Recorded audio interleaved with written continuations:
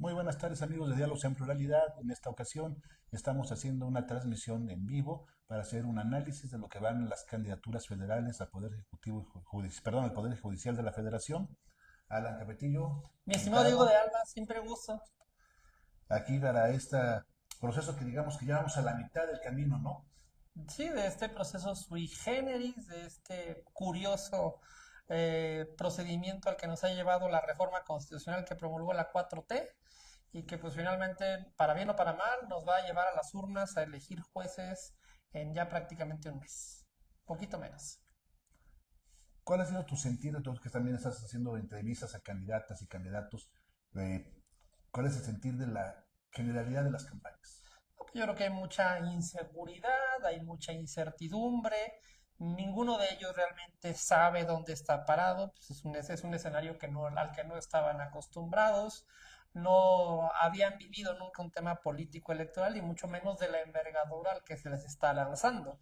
A la mayoría de ellos, pues hay que entender que el universo contra el cual los estás enfrentando es el universo de una elección a gobernador del estado.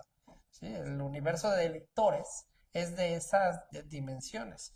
Y además con unas reglas que son terriblemente restrictivas, puesto que prácticamente no les permite hacer nada, algunas entrevistas, algunas reuniones con personas que conozcan, eventualmente estar repartiendo flyers, pero eso en el contexto de las dimensiones de la elección y de la pluralidad de candidatos, pues termina a diluirse el esfuerzo, ¿no? Porque también estás hablando de, a nivel federal, pues son 40 candidatos en un escenario, en el caso de las magistraturas, o 42, no recuerdo, más otros tantos de juzgados de distrito, más candidatos en la corte o sala superior del tribunal electoral, o sea, son muchos candidatos y eso implica que todos ellos tienen el reto de intentar diferenciarse e intentar conectar con un auditorio que de entrada no conoce este procedimiento, no está acostumbrado a este tipo de elecciones y que lo ve con cierta lejanía, con cierta apatía, ¿no? Entonces eso pues, obviamente nos lleva a un resultado que no podemos prever y ellos lo saben. Ese es parte del punto. También a mí lo que me ha dejado entender también este proceso de esta campaña, aparte de que es algo nuevo para todos, ¿no te ha pasado también con las invitaciones a los candidatos? Que luego pareciera que están buscando el pretexto para no venir, no acudir, no presentarse. O sea, como que están reflejando sus hábitos como posibles juzgadores de que cuando les llegue la demanda, ver por qué no la van a recibir. O sea, Sí, es un tema también de que algunos seguramente tendrán inseguridades personales a la hora de desenvolverse en cámaras, de poder de alguna forma exponerse a la opinión pública para que los escuche hablar, los escuche razonar. Algunos seguramente estarán apostando a alguna lógica política que lo saque adelante, ¿no? Una estructura político partidista, o sea, porque muchos obviamente no son tontos, ven las condiciones y pues están seguramente ya pensando de forma estratégica, no muy ética, pero sí estratégica, cuál será la forma en la que pueden pues, aliarse con algún espacio clientelar o corporativo para poder sacar adelante su resultado, ¿no? U otros simplemente son demasiado ingenuos o idealistas y creen que ese tema va a hacer que la gente va verdaderamente a preocuparse por identificarlos entre cuarenta y tantas opciones y que de alguna forma va a reconocer su trayectoria en la burocracia judicial y a partir de ahí van a ir a votar por ellos, ¿no? Me parece que también es una visión un poco ingenua de las cosas, ¿no? Porque pues finalmente no deja de ser una elección que implica, pues, uno, darle al electorado una razón para movilizarse, que te conozcan, el nivel de posicionamiento es relevante, sí también una estructura, pero sobre todo, si quieres, en una sociedad como Aguascalientes particularmente, de clases medias, pues no es un voto que puedas capturar a partir de estar dando prebendas, que además tampoco es como que tengan el presupuesto para hacerlo, ¿no? Una estructura político-partidista para un candidato a gobernador del estado pues cuesta millones y millones porque seguramente en la lógica política mexicana pues se reparten ya sean despensas, sacos de cemento, tinacos, lo que tú quieras, ¿sí? Pero esa es una inversión que ninguno de estos candidatos se puede dar el lujo de tener, ¿estás de acuerdo?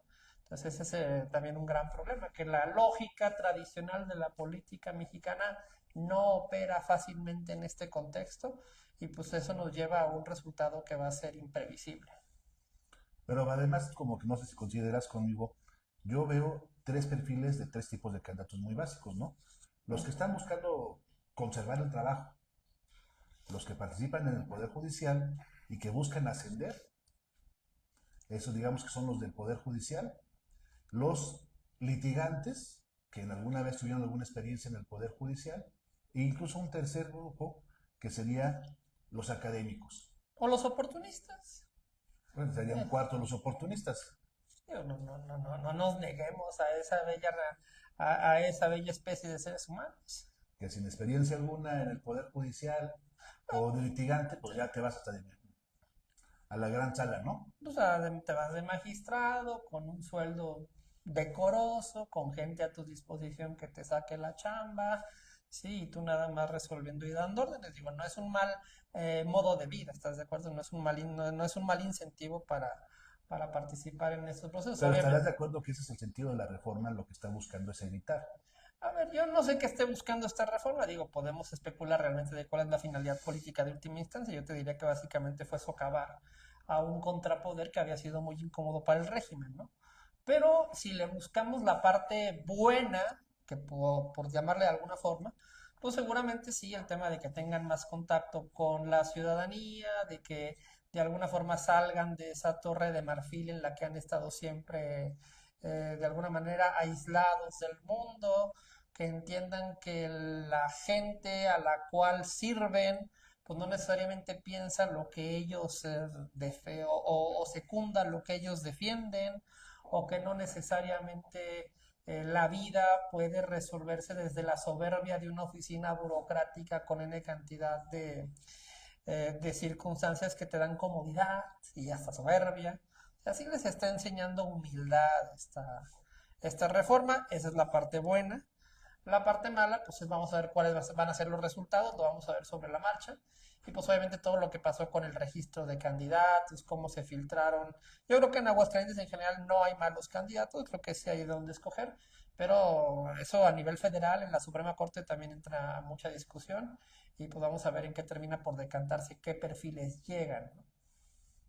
Daniel, coincido contigo que en el perfil de los que están presentes en las boletas que nos van a importar en Aguascalientes, o sea, nuestros jueces distritos y nuestros magistrados que van a estar en funciones en los circuitos de Aguascalientes, digamos que el 90% me dejan la tranquilidad de que si llegan a ese 90% vamos a estar tranquilos, ¿no? Pues razonablemente tranquilos, Pero ¿no te unos parece que más otros, inexpertos que otros, pero no, sí. pero a eso vamos, ese otro 10% ahí de esos abogados litigantes que se dedican más bien a la política y que tienen poca experiencia o nula litigando y que más bien trabajan en el poder, en otros poderes? Sí, o con otras lógicas, o que previsiblemente van a venir apoyados por otros intereses, sí, pero bueno, es inevitable con esta reforma que esto se dé. Vamos a ver cuál es el resultado a partir de el día de la jornada electoral, cuánta gente participa. Vamos a ver cómo se organizan tanto los ciudadanos como los que también son ciudadanos, pero que van por una lógica política clientelar partidista. Vamos a ver cómo se organizan para votar. Vamos a ver si saben votar, que va a ser otra gran discusión, si verdaderamente son capaces de procesar una elección con 10 boletas, con decenas de opciones en cada boleta, cómo va a decantarse eso, a qué resultado nos va a llevar, cuánto tiempo vamos a tardar en el escrutinio, que van a ser semanas, y cómo va a terminar el resultado. Y a partir de ese resultado, pues ya ver cuáles son los perfiles que llegaron y a partir de ahí poder hacer un análisis con mayores elementos de cuál fue el saldo o qué tan malo, en mi opinión va a ser malo en todos los casos, pero qué tan malo fue el saldo de esta reforma, ¿no? Ya que hablamos del potencial electoral, yo estaba considerando que muy probable va a estar en el rango muy similar a lo que fue el referendo de Andrés Manuel en Aguascalientes, cerca de unos 70,000 a 80,000 electores. ¿Tú consideras que puede haber un poco más o un poco No menos? tengo la menor, digo, ahí tengo que ser sincero, no tengo la menor idea. Yo sí digo, una especulación fácil es alrededor del 10%, que sería más o menos lo que tú estás planteando. No creo que haya forma de preverlo al día de hoy.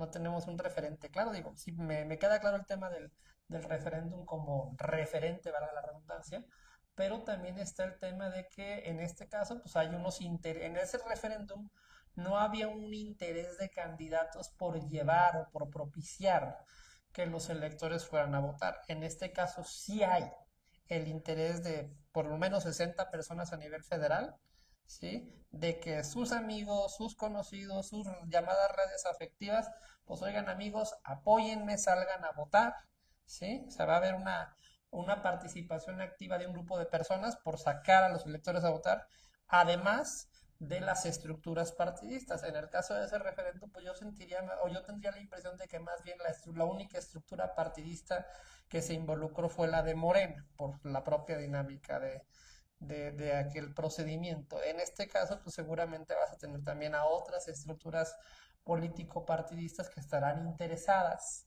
¿sí? En tener perfiles afines en las magistraturas, ¿no? Para bien o para mal, esos espacios están ahí, son espacios de toma de decisión y seguramente pues, en la política no podemos ser ingenuos y descartar el escenario probable de que hay actores políticos interesados en llevar ahí a sus cuadros, ¿no? Entonces, una potencial enfrentamiento entre estructuras.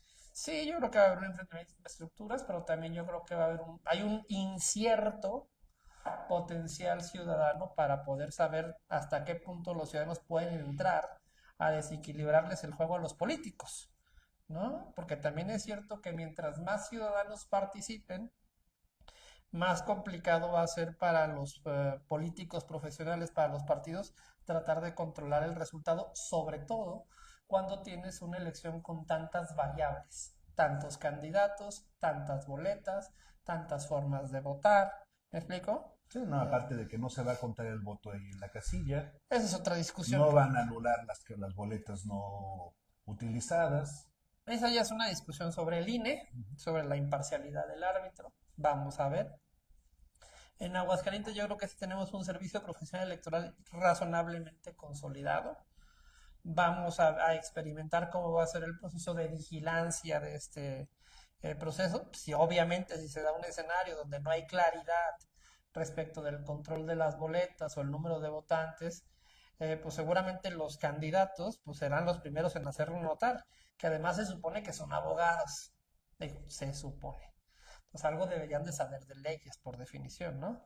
Aunque el derecho electoral es una rama especializada de lo que tú quieras, pero uno esperaría que si alguien va a defender la legalidad y la transparencia en el procedimiento judicial, pues deberían de ser los abogados o los que aspiran a ser jueces, ¿no? Digo, uno esperaría que estuvieran también pensando en eso y teniendo de alguna manera una estrategia preventiva contra cualquier escenario conflictivo donde se ponga en duda la certeza de los resultados, que no lo descarto porque es un procedimiento que por su propia naturaleza pues, nos está llevando a estos riesgos que tú estás apuntando. Mira, otra cosa que también observé al principio de estas campañas, que se empezaron a hacer las entrevistas y convivir con los candidatos y candidatas, se observó que era una cosa sui generis con ellos. Entre ellos se comparten la información, se protegen y evitan hacer delitos electorales. No sé si lo viste tú Bueno, digamos, en ese 90% de los candidatos. Como que el otro 10, y son los que ya estamos viendo ahorita más visibles, están volviendo a caer en ensuciar el proceso electoral, como cuando vemos una elección del Ejecutivo o Legislativo, donde ya se volvió a estar acusando, denunciando y protestando sobre las trampas del otro y los abusos del otro. mira, yo no estoy seguro que eso sea ensuciar el proceso electoral. Habría que discutir el significado de la palabra. Yo creo que la lucha por el poder nunca es bonita y no sé si sea fácil imaginar otro tipo de campañas. Digo, por la naturaleza misma de lo que está en disputa, ¿no? Pues no nada más es que yo soy el mejor, sino que él es malo, lo que quiero transmitir, ¿no? Siempre es eso y caer en esta ingenuidad del wishful thinking de vamos todos a convertir esto en una elección en rosa, donde solo vamos a estar hablando de propuestas, cuando además ni siquiera puedes proponer nada, porque un juez no propone no propone nada que pueda dar hacia el electorado, no construye calles, no proyecta obras, no reforma leyes. El juez lo que hace es resolver conflictos entre personas, por lo tanto no puede promover